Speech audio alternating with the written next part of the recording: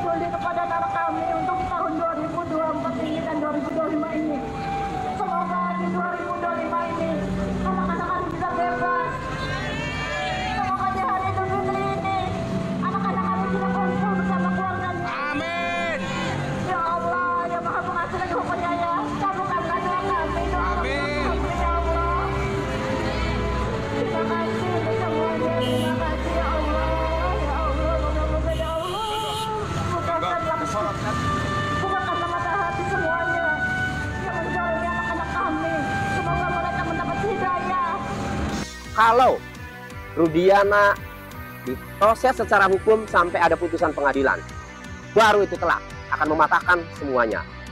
Karena yang memunculkan nama-nama pelaku dalam BAP ada 11 pelaku, 8 terpidana dan 3 DPO.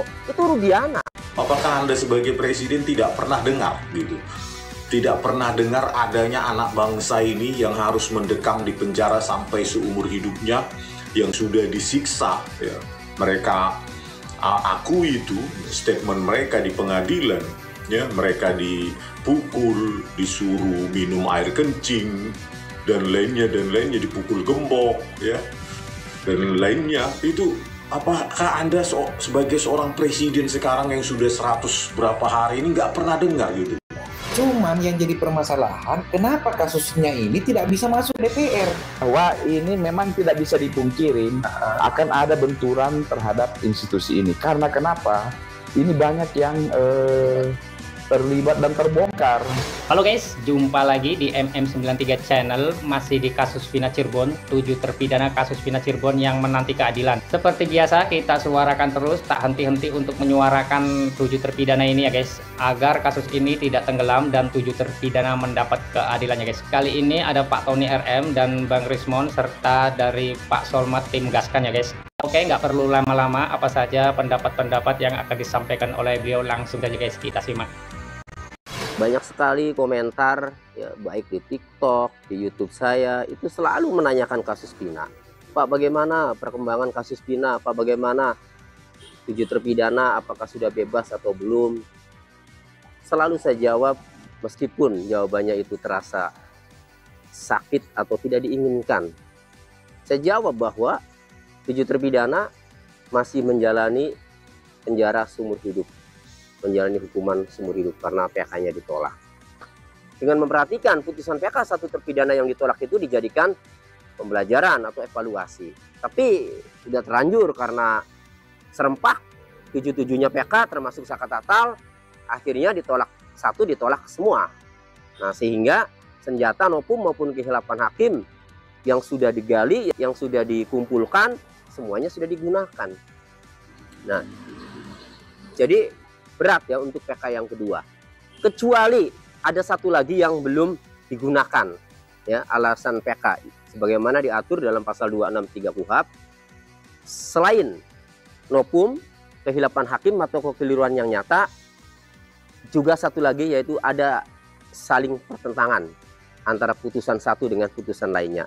Artinya harus ada putusan pengadilan di mana putusan pengadilan dalam perkara yang sama itu ada saling pertentangan ya. Jadi satu putusan ya, ini bisa mematahkan putusan 7 terpidana termasuk putusan Saka Tatal.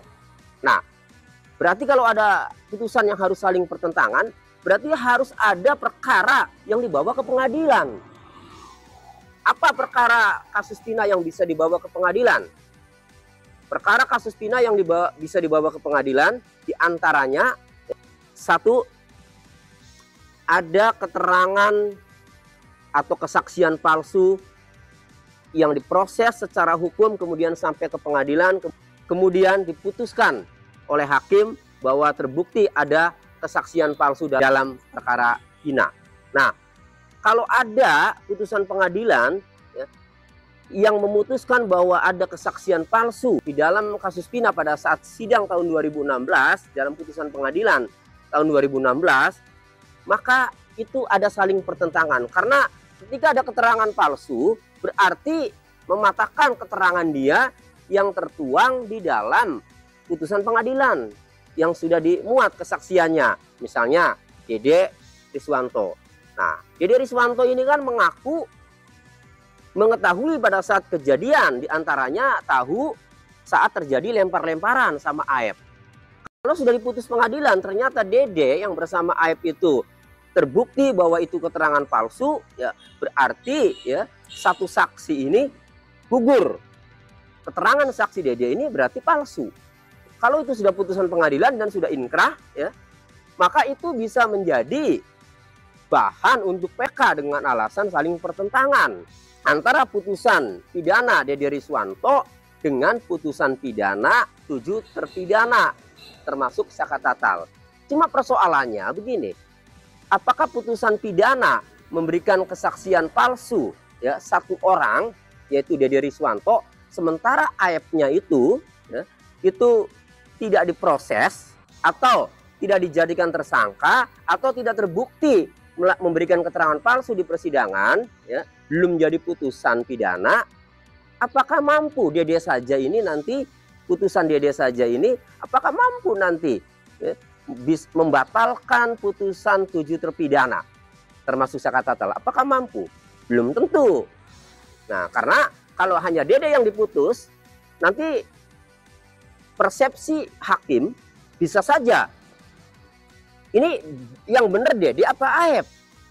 Karena Aep masih berpegang teguh, masih bersikukuh pada kesaksiannya bahwa ia melihat lempar-lemparan, sementara Dede mengaku itu keterangan palsu. Nah, kecuali Aep-nya juga yang jadi tersangka. Maka kalau Aep-nya juga yang jadi tersangka, ya sudah.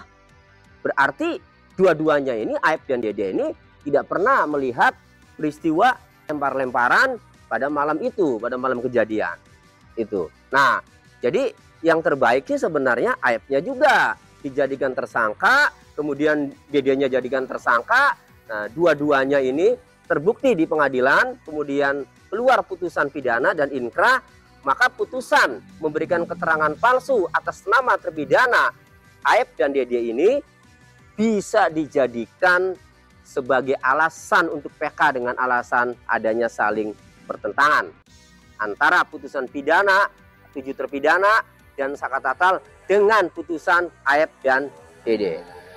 Kalau menurut saya ya, yang paling telak ini adalah kalau Rudiana diproses secara hukum sampai ada putusan pengadilan, baru itu telak, akan mematahkan semuanya. Karena yang memunculkan nama-nama pelaku dalam BAP ada 11 pelaku, 8 terpidana dan 3 DPO. Itu Rudiana. Karena orang pertama kali di BAP atau diperiksa, dimintai keterangan itu, ya, ketika lapor itu pasti korban, pasti pelapor. Nah, 31 Agustus 2016, Rudiana melaporkan ke Polres Cirebon Kota. Nah, kemudian yang diperiksa pertama kali ya Rudiana. Itu dalam BAP Rudiana itu pada BAP nomor 5 itu ditanya oleh penyidik siapa nama pelaku yang melakukan pembunuhan berencana dan persetubuhan terhadap Vina.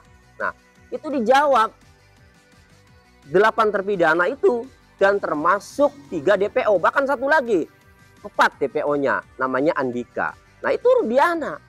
Nah, sekarang kalau Rudiana itu ya, kemudian dilaporkan dan terbukti memberikan kesaksian palsu di persidangan dan diputus bersalah ya, dalam putusan pidana, berarti nama-nama pelaku yang disebut oleh Rudiana yaitu para terpidana berarti kan fiktif kalau dia terbukti memberikan kesaksian palsu. Karena kalau hasil persidangan itu saya baca ya, seluruh keterangan terdakwa itu tidak ada yang mengakui ya baik dirinya maupun menyebut DPO, itu tidak ada. Saya baca itu keterangan terdakwa satu-satu dalam putusan pengadilan, tidak ada yang menyebut dia mengakui maupun menyebut nama DPO, itu tidak ada. Hanya Rudiana. Ya, hanya Rudiana dalam persidangan itu. Dan saksi lain juga tidak ada yang menyebut, hanya Rudiana. Makanya kuncinya itu di Rudiana. Jadi kalau Rudiana yang maju proses hukumnya, yang maju perkaranya, diproses sampai ke persidangan, terbukti memberikan kesaksian palsu dalam hal nama-nama pelaku, yaitu nama-nama para terpidana, nah berarti tuntas sudah. Berarti pelaku-pelaku yang disebut oleh Rudiana, yang dalam hal ini para terpidana itu adalah palsu atau rekayasa. Nah, jika itu terbukti, tuntas sudah. Nah, maka putusan pengadilan atas nama terpidana Rudiana nanti itu bisa dijadikan alasan untuk PK, yaitu alasan adanya saling pertentangan. Maka bisa bebas tuh semua para terpidana yang saat ini masih menjalani hukuman pidana penjara seumur hidup. Iya, masalahnya ketiga laporan tersebut sampai sekarang belum juga diproses ya guys. Belum ada pemanggilan sampai saat ini tentang terlapor Dede, AF, dan Rudiana ya guys. Jangankan Rudiana, Dede saja sampai saat ini belum diproses. Padahal Dede sudah sangat siap sekali apabila dipanggil terus diperiksa, apalagi di penjara. Dia sendiri sudah menyatakan siap di penjara menggantikan 7 terpidana ya guys. Berarti kan di sini kan kesaksian Dede itu yang 2016 itu memang benar-benar bohong, karena dia berani sekali untuk di penjara menggantikan 7 terpidana. Kan logikanya seperti itu guys. Baiklah, itu tadi pendapat dari Bang Tony RM ya guys. Dan kita lanjut lagi ke Bang Rismon ini guys. Bang Rismon ini juga sangat kritis sekali tentang kasus Fina Cirebon. Kali ini kritikannya kepada Pak Presiden Prabowo nih guys, yang sampai saat ini juga diam-diam aja ya guys, belum ada respons sama sekali dari Presiden. Oke guys, langsung saja kita simak Bang Rismon Sianipar. Nah, terkait dengan penegakan hukum di Indonesia, apakah Anda tidak pernah dengar ya bagaimana ini ketujuh, ke-8 terpidana kasus Fina Cirebon, di mana 7 sekarang mendekam di penjara seumur hidup. Apakah Anda sebagai presiden tidak pernah dengar gitu? Tidak pernah dengar adanya anak bangsa ini yang harus mendekam di penjara sampai seumur hidupnya, yang sudah disiksa ya. Mereka akui itu, statement mereka di pengadilan ya, mereka dipukul, disuruh minum air kencing dan lainnya dipukul gembok ya.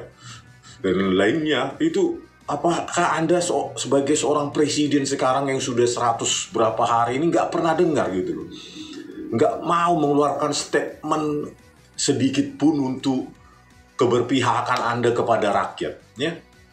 Kalau dibilang nanti tidak ada intervensi segala macam, kenapa undang-undang pilpres bisa diubah ya? Apanya? Usia cawapresnya kan itu juga intervensinya itu. Tetapi kenapa untuk rakyat ini nggak ada statement yang keluar dari seorang Presiden Prabowo Subianto yang ketika kampanye begitu menggebu-gebu, mati rela demi rakyat, bla bla bla. Ini loh Pak, rakyat yang mana yang Anda bilang siap mati? Ini rakyat kecil, gitu loh. Ya, ke-8 orang ini adalah buruh bangunan. Ya, siapa? Kemarin sudah berjuang, tetapi mana penegakan hukum di Indonesia yang bukti ekstraksi SMS yang dari Polda Jabar sengaja tidak dibahas, sengaja tidak disajikan dibahas oleh jaksa penuntut umum dan hakim, padahal ada di dalam berkas yang bisa membebaskan mereka. Karena dari waktu, time frame, ketika mereka dituduhkan melakukan apa yang didakwa dan dituntut, itu mereka ada SMS dari almarhum yang menjadi korban. Inilah Pak Prabowo Subianto ya. Jauh sekali statement orasi-orasi Anda terhadap permasalahan-permasalahan konkret gitu loh Pak. Coba orasinya itu sebutkan kasusnya gitu loh, konkret gitu loh Pak. Masa nggak ada sih yang membisikkan kepada Anda atau keponakan kayak sepupu kayak atau cucu yang mendengar kasus ini, dan Anda harus, kalau mendiamkan kayak gini, Anda tahu dan Anda mendiamkan, maka Anda bukan presiden kami ya, bukan presiden untuk rakyat jelata ya. Karena apa Pak? Dengan penegakan hukum, dengan kepolisian yang paling hancur se-Asia Tenggara, maka siapapun kami rakyat jelata bisa menjadi korban, bisa direkayasa. Walaupun saya sudah sajikan di persidangan PK kemarin, ya baik Fina Cirebon maupun kasus Jessica Wongso, tetapi kan kalah juga kan. Kasus Fina Cirebon mereka abaikan dengan enteng gitu loh. Ekstraksi SMS yang dari Polda Jabar itu sendiri yang bisa membebaskan 8 terpidana ini, ya siapa harapan kami? Ya, Anda lah, gitu loh. Sebagai presiden, masa nyebutkan kasus ini pun nggak bisa? Kasus Jessica Wongso, tetap aja itu polisi berbohong, gitu loh. Karena mereka kan sudah kompak, sudah akur, polisi, jaksa, hakim. Padahal seharusnya itu bagian yang terpisah kan, tetapi karena sering bertemu, saling kolaborasi, akhirnya saling melindungi. Itu loh, Pak Prabowo Subianto. Bapak sendiri bilang, negara gagal itu dimulai dari apa? Akibat dari apa? Penegakan hukum yang gagal. Polisi yang gagal. Ya. Sudah gagal sekarang, Pak. Tunggu saja sampai negara gagal. Sudah gagal, buktinya kepolisian terburuk, terkorup se-Asia Tenggara. Ya masa Bapak nggak mendengar jeritan ke 6 terpidana ini, ya, terpidana seumur hidup, ya, di pengadilan, masa nggak nonton itu, bagaimana itu, ya? Terus itu Kapolri Listio Sigit Prabowo itu, mana itu tim susnya itu, yang terdiri di apa itu, dari Irwasum lah, Kadipropam lah, Kabar Eskrim, sampai sekarang nol, omong kosong itu. Terus apalah prestasi Anda 100 hari ini, kan tinggal perintahkan, hei Listio, benar nggak itu salah tangkap? Benar nggak ekstraksi SMS-nya itu tidak dipakai? Kan tinggal tanya saja, pasti udah gemetar dia. Ya, kalau memang itu gak dipakai bukti itu yang membebaskan mereka, bebaskan mereka gitu. Kan gitu. Itu baru executive order, ya. Ada perintah eksekutif yang membenahi gitu. Tapi kalau angkat tangan, ya, tentang apa kasus-kasus salah tangkap, rekayasa yang dialami orang kecil, orang jelata, Anda diam berarti you are not our president, gitu loh. You are not. Ya, sampai sejauh ini, sampai detik ini menyebutkan kasus ini pun tidak berani, gitu. Tidak mau atau tidak berani atau tidak peduli, gitu loh. Karena kami peduli sesama orang kecil, sesama orang jelata. Karena apa? Setiap waktu kami bisa mengalami hal yang sama seperti yang dialami Jessica, seperti yang dialami ke-8 terpidana Vina Cirebon, seperti yang dialami 6 laskar FPI.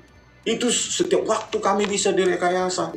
Jadi bagaimana ini, Pak? Mau didiamkan ini kasus Vina Cirebon? Anda punya Menko Polhukam, Menko apa itu dibagi, ya? Apa itu Menko untuk hukum dan HAM. Mana gebrakannya? Masa nggak bisa membentuk sebuah tim pencari fakta? Apakah benar ini ekstraksi SMS-nya untuk Vina Cirebon ini nggak dihadirkan, nggak disajikan, malah dibilang oleh Hakim Agung tidak novum baru, tidak bukti baru. Ini kita negara apa ini? Negara barbar ya, secara hukum. Ya, sudah ada bukti ilmiah yang jelas bisa membebaskan mereka. Kecuali ada bukti lain yang mengkriminalkan mereka kan. Ini hanya bersandar keterangan Aep, ya, Dede dan lainnya bisa dibuat orang seumur hidup. Ini kan Anda katanya berpendidikan Eropa, menghabiskan waktu seumur hidupnya di Eropa. Apa enggak menggelikan melihat hal seperti ini, ya? Terjadi di Republik ini seperti itu, ya? Penegakan hukum hanya karena katanya, keterangan tanpa ada didukung oleh scientific evidence. Justru scientific evidence diabaikan, gitu loh. Dan itu semakin dikonfirmasi oleh Hakim Agung dengan penolakan PK itu. Ya betul guys, jadi Bang Rismon ini kemarin di sidang PK 2024 itu menjadi saksi ahli digital forensik ya guys, dan berhasil mengekstraksi HP-nya Widi ya guys. Di situ ada percakapan Widi dan Vina sebelum kematiannya Vina ya guys. Padahal itu bukti ilmiah yang sebetulnya tidak bisa dibantah ya guys oleh hakim. Tapi apapun itu ya sudah terjadi, maka dari itu beliau mengkritisi Pak Presiden. Kenapa Pak Presiden sampai saat ini juga diam saja, tidak bersuara sampai saat ini, atau tidak mengeluarkan statement ya guys sampai saat ini. Dan beliau sangat sekali berharap Pak Presiden ini mengeluarkan statement tentang kasus Vina Cirebon ini. Baik guys, kita lanjut lagi ke tayangan berikutnya, yaitu dari Bang Solmat bersama tim Gaskan dan bersama Bang Fatwal ya guys. Apa saja narasi-narasi atau pendapat beliau yang akan disampaikan, langsung saja kita simak bersama guys. Ibtu Rudiana itu adalah salah satu kanit narkoba pada tahun 2016. Ya. Dan narkoba adalah pasar, kita tahu semua lah. bagaimana narkoba itu menjadi pasar yang luar biasa. Yes. Sangat luar biasa. Benar atau tidak, sudah dapat bagian masing-masing dan segala macam. Jadi kalau menurut saya secara pribadi bahwa Ibtu Rudiana ini memang kuat dan besar, karena saya merasa bahwa Ibtu Rudiana juga punya kartu as. Kalau saya menduga bahwa Ibtu Rudiana itu punya kartu as di petinggi-petinggi di Republik ini. Secara utopia begitu, tetapi fakta membuktikan kenapa sudah 9 tahun ini juga tidak terurai, bahkan Pak Otto Hasibuan sekarang sudah jadi wamen. Nah, maksud saya, fakta ini tidak bisa kita remehkan, Pak. Ya, ini fakta. Kalau kita mau bergerak, tetapi tidak tahu skemanya, skema kekuatan yang kita lawan, itu juga nanti gerakan kita bisa membentur-bentur tembok yang tidak perlu, gitu. Jadi, tetap menurut saya, kalau kerangka pertanyaannya tadi kepada Rudiana, kalau memang pengen tahu, maka kita harus tahu di belakang Rudiana dulu. Baru dari situ kita urai, harus kemana. Karena sekarang ini pergerakan kita, rakyat, tidak bisa serentak karena apa? Punya konsepsi yang berbeda. Ini ada yang ke sini, ke sana, ke sono, karena bermain pada seliweran isu-isu yang berkembang. Nah, ini kita belum ke gerakan dulu, tapi ke kerangka pertanyaannya. Apakah sebegitu kuat Rudiana? Tidak. Rudiana tidak terlalu kuat. Karena bisa jadi dia adalah semacam, kalau dalam benteng, dalam catur, dia bukannya pion sih, bukan. Dia perwira. Ya, perwira. Tapi bukan Perdana Menteri, bukan raja gitu ya. Perwira. Di belakang ini yang bermain. Jadi justru yang bermain, otaknya bukan Rudiana, Kak. Kalau otaknya Rudiana sudah jebol, karena kekuatan negara saat ini yang dipimpin Pak Prabowo kan sangat besar ya. Kalau hanya Rudiana yang kuat, itu sudah jebol dari kemarin. Jadi memang semuanya ini suatu proses hulu sampai ke hilir ya. Mulai daripada Rudiana terus naik sampai ke atas-atas. Kita coba dulu kaji dari seorang yang namanya Ibtu Rudiana ya. Ya, tidak bisa dipungkiri ketika seorang aparat kepolisian bagian narkoba itu pasti relasinya kuat, tidak bisa dipungkiri. Ya, saya cukup paham lah hal-hal yang seperti itu. Itu pasti cukup kuat. Itu ada off the record yang memang membuat itu kuat ya. Itu yang pertama. Nah, kita sudah sadari sekarang bahwa kasus ini sudah sampai titik kasasi, bahkan ada informasi sudah gerasi, baru kemudian ini terungkap, ya kan? Terungkaplah ke masyarakat yang itu di tahun 2024, ya. Di titik itulah startnya sebenarnya. Ke belakangnya itu kan senyap semuanya. Kita nggak tahu apa-apa, yang mana yang benar, yang mana enggak ya. Mungkin masyarakat Cirebon terisolir dengan waktu itu belum berkembangnya medsos dan teknologi. Nah, sama-sama kita ketahui bahwa di dalam setiap putusan itu, baik itu pengadilan negeri, pengadilan tinggi, sampai ke tingkat kasasi, di situ instansi-instansi penegak hukum ini ada semua ya. Dalam hal ini adalah kejaksaan, kehakiman, dan juga kepolisian tentunya. Ya. Jadi kita bisa melihat bahwa ini memang tidak bisa dipungkirin akan ada benturan terhadap institusi ini. Karena kenapa? Ini banyak yang terlibat dan terbongkar. Tidak hanya seketika bicara tentang putusan yang katakanlah itu salah, di mana bisa diintrospeksi di dalam putusan berikutnya, dikoreksi di dalam putusan berikutnya. Karena ada suatu proses memang yang salah. Nah, ini satu hal lah ya, satu hal. Bicara tentang DPR dan juga mungkin dalam hal ini pemerintah, kita ketahui bahwa di tahap DPR, Komisi 3 itu mitra kerjanya adalah kepolisian, kejaksaan, dan kehakiman. Ini suatu apa ya, selalu ada ya mitra, kan namanya mitra ya, suatu ada kerjasama, korespondensi, dan lain sebagainya. Ini pasti sesuatu yang membuat tidak seketika Komisi 3 itu bisa sedemikian cairnya untuk mengurai gitu kan ya, itu satu. Dan kedua, ini mungkin selama ini kita tidak berpikir, ini kan kasus yang ke belakang ya. Kasus ke belakang secara khusus ini menyangkut tentang pemerintahan-pemerintahan sebelumnya. Ada Bapak Presiden Jokowi ketika mengajukan gerasi katanya ditolak. 2016 presidennya siapa? Sudah Jokowi juga kan ya? Pak Jokowi juga ya, kita entahlah ya. Ini memang pendapat pribadi, ini memang bukan suatu kepastian ya, tetapi kan namanya kita netizen lagi mencoba untuk menalar lah ya. Mencoba untuk menalar seperti apa sih kok sampai susah banget untuk tembus. Apa yang saya amati beberapa bulan terakhir ini bahwa terlalu banyak celah lubang perpecahan. Nah, perpecahan ini kita sebagai orang gaskan memiliki rasa tanggung jawab menutup ya.